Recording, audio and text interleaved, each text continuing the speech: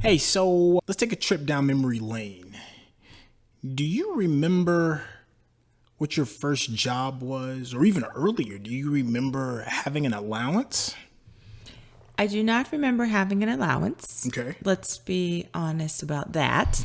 My first job, I didn't have to fill out any tax forms or anything, but my friend, when I was in sixth or seventh grade, I think it was in seventh grade, her mom owned like sell flowers at the nightclub type of business. What? And so we would wrap the roses in cellophane at their house in their garage, and she would give me a couple dollars here and there to help with that. Wait a minute. You were the assistant to the flower lady that's outside of the club? She was inside the club, but I do remember going with her one time, and that was the very first time I met RuPaul. But that's a whole other story for a whole other show. Oh, yeah. See, look. Okay, that right there is a woman. Let's go ahead and get this intro music going because we got to unravel this. This is Mikel-Claire. And this is Trey. And we are the couple of entrepreneurs. We're here to share with you our journey of successes and setbacks as we enter the world of entrepreneurship now that we no longer have 9-to-5s due to the new normal of the world and the pandemic. Join us as we race the clock to start earning money, gain consistency, and overcome self-doubts and uncertainty as we search for our voices and obtain personal and financial growth. So you were the flower lady's assistant. Huh. And you had RuPaul in the mix. That's just, wow. Yeah, by all means, please, explain yourself. Well, no, there's nothing to really explain. That was my first job that I had. And then she took us with her one night when she went to work. I don't even know how that happened or how my grandparents and my mom let that happen. They probably didn't know. But yeah, so that was my first experience actually working and earning $1. So was this your idea or their idea? No, it wasn't my idea. My friend, her mom made her work. Right. I don't know if she got paid or not, to be honest with you. But when I was there, I would want to hang out and she would want to hang out. So we would work. That would be what we would do. Her mom would make us work and then we would get paid to do it. I'm not mad at that. It was cash job too, huh? Cash money. No taxes taken out or anything. Wow. How old were you? What do you think? Seventh grade. I don't remember how old. Wow, yeah, you had a good early start. I did. Yeah. What about you? What was your very first working experience? My first job was actually putting together my very first company was my very first job. I think I must have been about 12 or 13 years old. And video games were not cheap. Well, if we go back in time and saw how much they cost now, they were probably about $35 a game or whatever, which was big money for me back then. It's all relative. So now that's about comparable to the $70 video game. Yeah. So I was obsessed with video games, and my mom and dad were like, well, if that's the thing that you want to enjoy doing, you're going to have to pay for that yourself.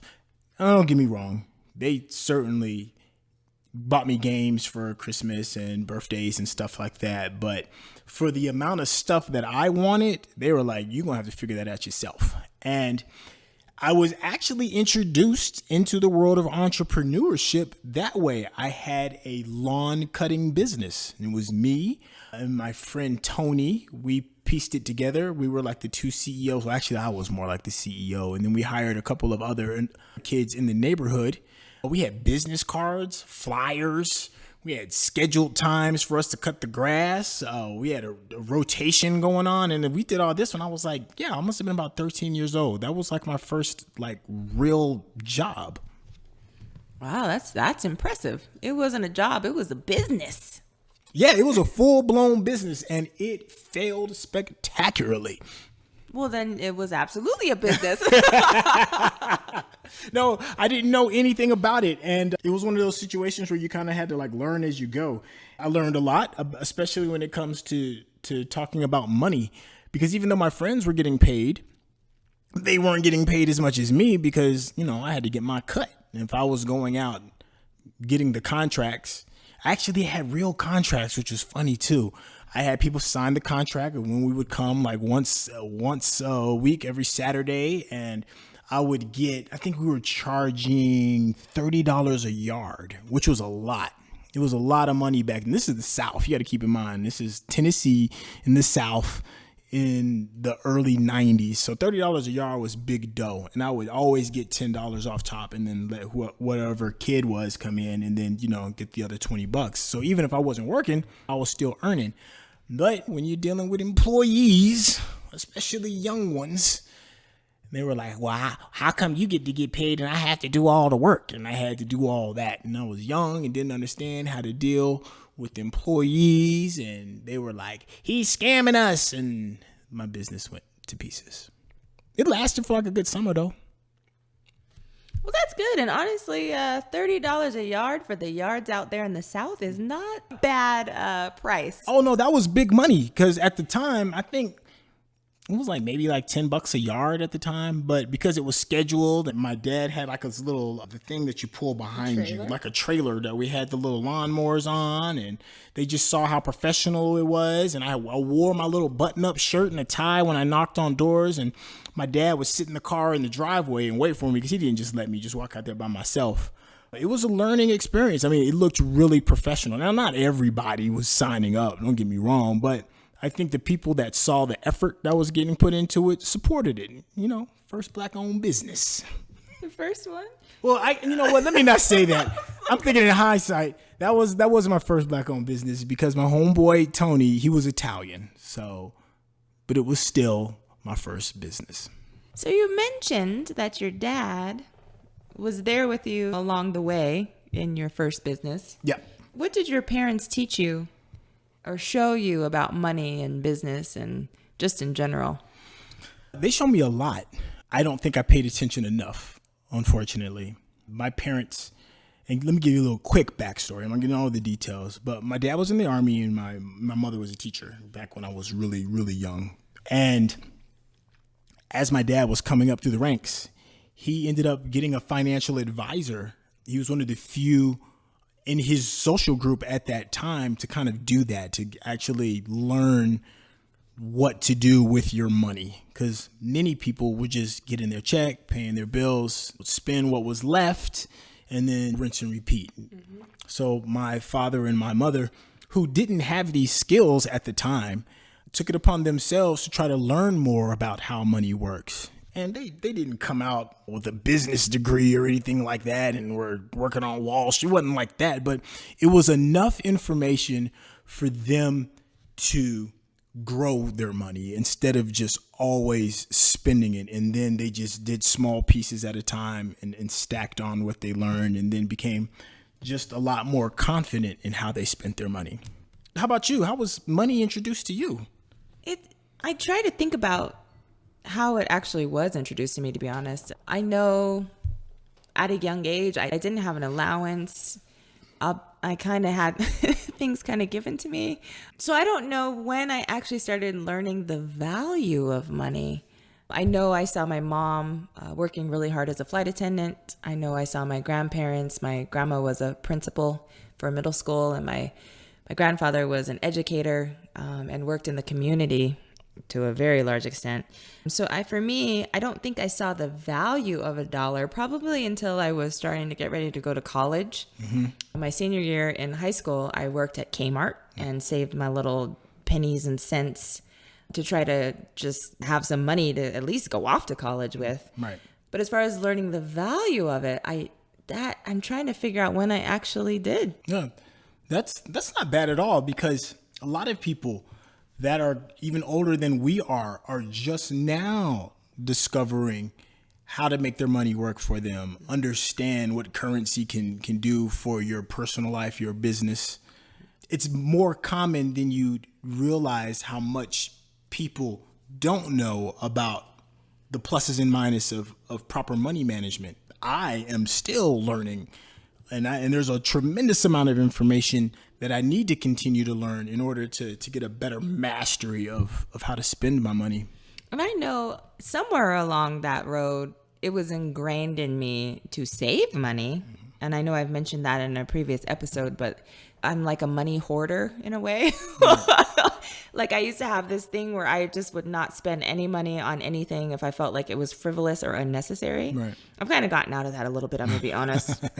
I don't know, with Amazon and all of that. But yeah, so it's interesting, my perspective on money. And the older I get, like I said, the more I know I want more of it. Right. You know, there are things that I've discovered as far as my ideals and my background as it relates to money. But I definitely am still learning the ins and outs of all of that. Is there anything that you wish you could have learned a little bit earlier? I think there's probably two things that come to mind with that question. The first one is you have to spend money to make money. And like I said, for me, I hold on to money with a tight, clenched, bloody fist. Okay, bloody is a bit extreme, but a tight fist, nails, clench it into your, I don't know, into your palm type hold on to. But yeah, so realizing that you have to spend money sometimes to make money, that's the first thing that I wish somebody would have taught me. Yeah. And the second thing is, you know, and we've mentioned this before, is that you're absolutely capable of creating your own income. Abundance, you can create your own abundance. And I'm still learning that anything that I do, I'm capable of making my own income. Yeah. So is there anything that you wish you would have learned sooner or that you knew more about now in regard to money? Yeah, I wish I would have taken my mom and dad more seriously regarding it. I listened, but I'm young and I'm like, yeah, you know, whatever, just give me some money so I can go out and hang out with the fellas. You know, it never really sunk in. And I think it's because I was very fortunate as a young boy. I never really wanted for anything. My family wasn't rich by no means. I mean, it was a military check and a teacher's check for the most part that supported us. But they were very, very smart with their money. Smart enough so that all of my basic needs were met. So all of my real money needs as a kid were for like frivolous stuff, going to the movies, food, clothes, stuff like that. So when they were giving me these jewels of information regarding money management, it just didn't really truly sink in the way it should have. I did listen, but I didn't listen intently enough. And then the lessons that I missed out on, I learned in dramatic fashion when I left home, especially in college. College was a very big learning experience, and learning how to be broke, learning how to avoid being broke, learning and appreciating what it means to have a real job, respecting a boss, knowing scheduling, saving, figuring out ways to make your money grow, knowing when to spend and what to spend it on. You know, those real big hardcore lessons didn't really soak in until I was already out of the house. So as far as what your parents taught you, do you still have those same beliefs, or has your views on money changed, or the value of money? Has any of that changed for you? That's a very good question. Yes, my parents are firm believers that the basis of all wealth is in real estate. And I do believe that as well. I think that I'm leaning more towards digital real estate in a sense of owning a piece of something virtual and then putting a premium on it. It's just a quicker way to kind of get the same ends to that means. So I want to take the principles that they started me off with real estate and then try to like add a modern approach to it. I see content the way they see owning land and property. If I can own my own content and own my own distribution channels, then it can continue to make money for me with almost under the same principles as land. Of course, obviously, there are some huge, big differences, but I'm using the foundation of what my parents taught me regarding that and then trying to reapply it into a different format. Now, as a parent, and you've grown tremendously from the time that, you know, you were passing out flowers in the club, which is a great gig, by the way. I'm sure you learned a lot. Now, as a parent, what do you want to pass on, you know, to our son?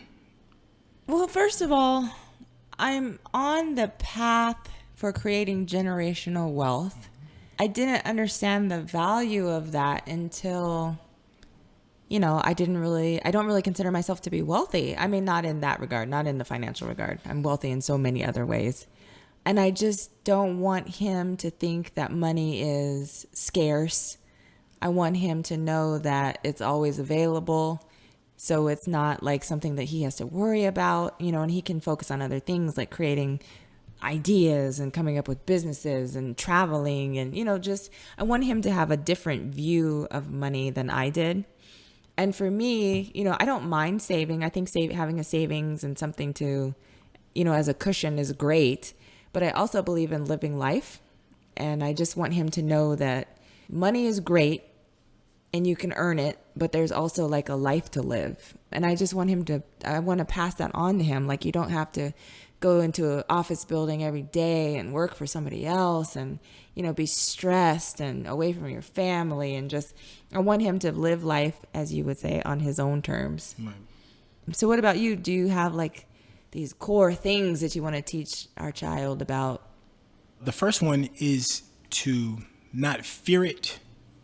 I think there is like this undertone of fear towards money, fear that it's going to leave you, fear that it's going to put you in a bad position because you don't have enough of it, fear that it's evil and that acquiring money is by like giving into the whims of the devil and all that. All of the negative connotations that deal with money, I think are really false. I don't think money changes you.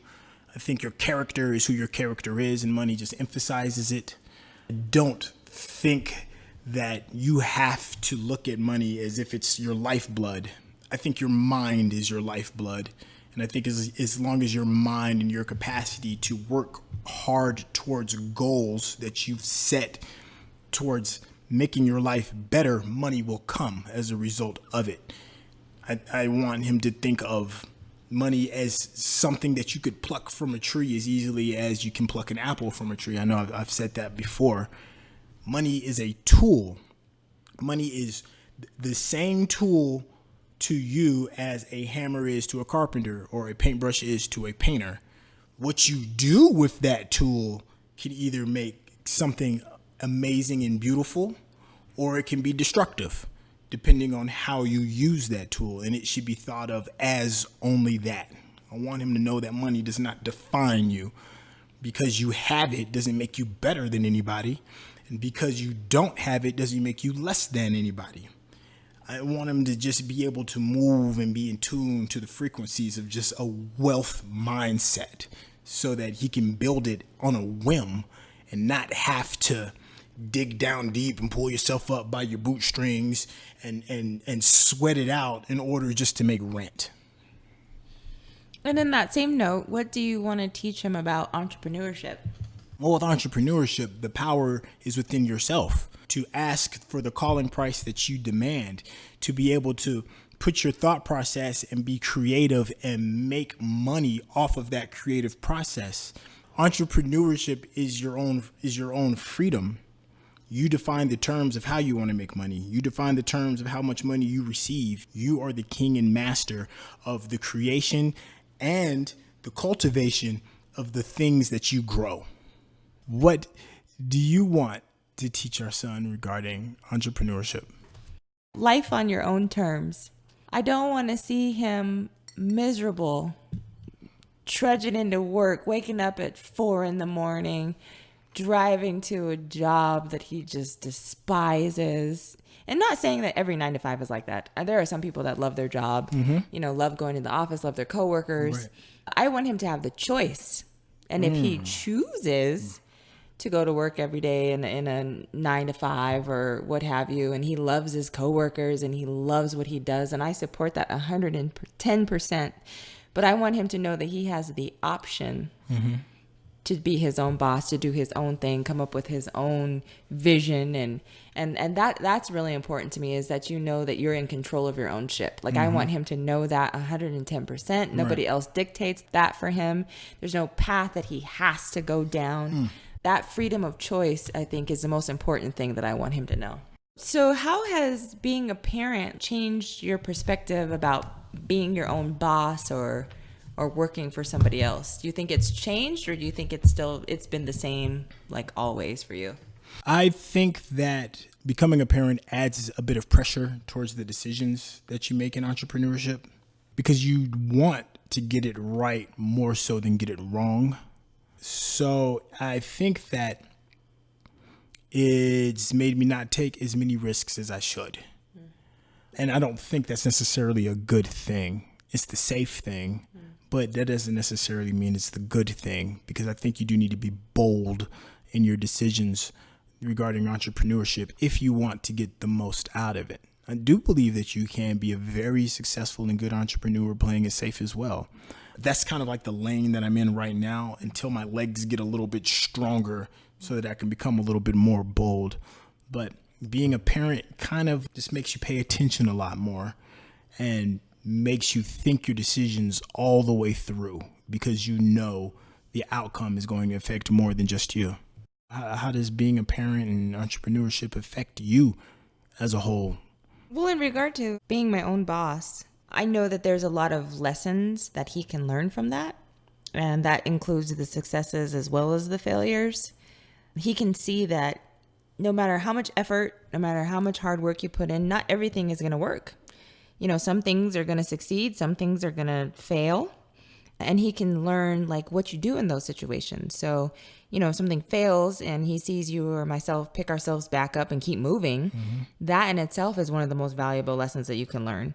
You know, he knows that everything doesn't come easy. He knows that it takes very hard work, consistency, dedication, time, money. He sees that all of that goes into creating something.